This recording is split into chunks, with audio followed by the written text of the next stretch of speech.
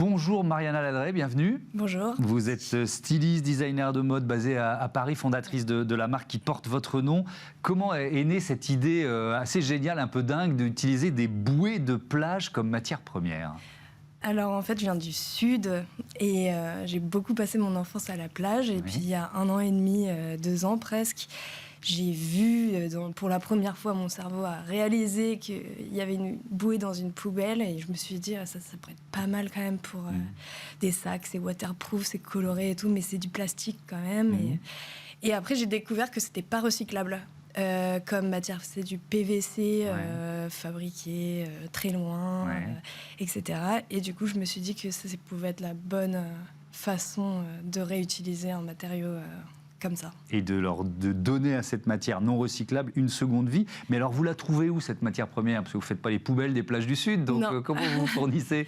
Alors, par plein de biais différents. Donc, dans le Sud, j'ai un gros réseau maintenant qui me récupère leurs bouées qui sont crevées, etc. Donc, je les ramène à Paris, etc. Après, je vais aussi en prendre en vintage, donc sur Le Bon Coin, sur Vinted, un peu partout, mais que de la deuxième main, parce que c'est vraiment...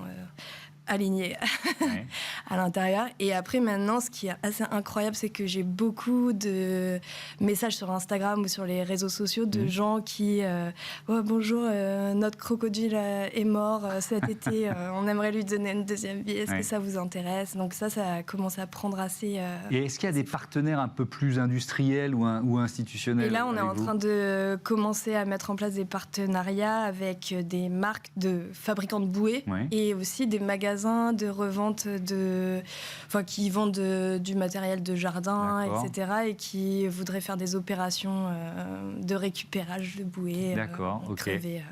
Alors, vous donnez, on l'a bien compris, une seconde vie à ces bouées de plage qui deviennent des sacs haut de gamme. On va avoir des photos de vos sacs qui sont qui reprennent les couleurs des bouées, qui sont flashy, qui sont vraiment magnifiques.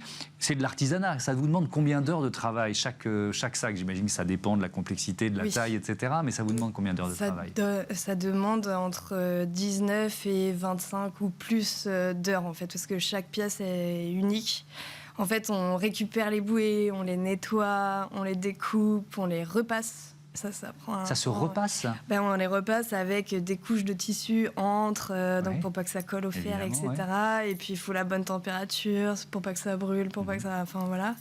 Et après on fait de la composition avec les bouées, donc chaque pièce est unique. Donc on va placer le patronage, on va créer des motifs et des motifs uniques en fait pour recréer de la matière. Et après toute la confection du sac et des cordes qui sont nouées, tressées. La dernière collection, elle se nomme Thétis. Oui. C'est pas un hasard, c'est pourquoi ce nom ? Thétis, c'est une déesse archaïque grecque. En fait, je suis très inspirée par la mythologie grecque.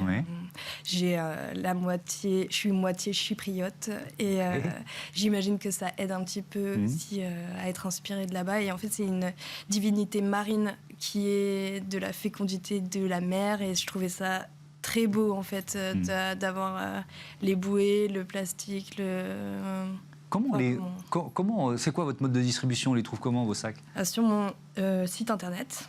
Et là, on travaille aussi on fait des partenariats avec des grands magasins. D'accord. Avec ce qu'on appelle des pop-up ou des expositions, ou des moments de vente un peu temporaires. Il y a aussi, je voudrais qu'on termine là-dessus, il nous reste un peu plus d'1 minute. Vous avez créé un canapé crocodile, j'adore l'idée. Vous pouvez nous le décrire, ce canapé crocodile ? Pour l'année dernière, on avait été invités pour la Paris Design Week aux Galeries Lafayette Champs-Élysées. Et j'avais une carte blanche et je voulais recouvrir un canapé qu'ils avaient en fait de crocodile. Voilà, donc c'était un canapé crocodile fait de 35 crocodiles qu'on a chassés, découpés, tout ça. Et voilà. Et il y a d'autres projets, soit à base de bouée, soit à base d'autres matières à recycler, parce que l'imagination, elle peut s'enflammer à partir de matières la différentes. mienne, surtout, elle est très... J'ai beaucoup de matières différentes et j'ai toujours travaillé le textile aussi, mais que le textile en fin de stock, que je rachète, qui est neuf, mais auquel je redonne une deuxième vie pour toute ma collection prête à porter. Et après, j'ai plein d'idées de nouvelles matières à recréer, de la corde, etc. Et à découvrir sur votre site Mariana Ladré. Merci beaucoup, à bientôt sur Bismart. Voilà, c'est la fin de ce numéro de Smart Impact. Très rapidement, je remercie Louise Perrin, Marie Billa, Angèle Jean Girard et Alexis Oustabassidis. Salut à toutes et à tous.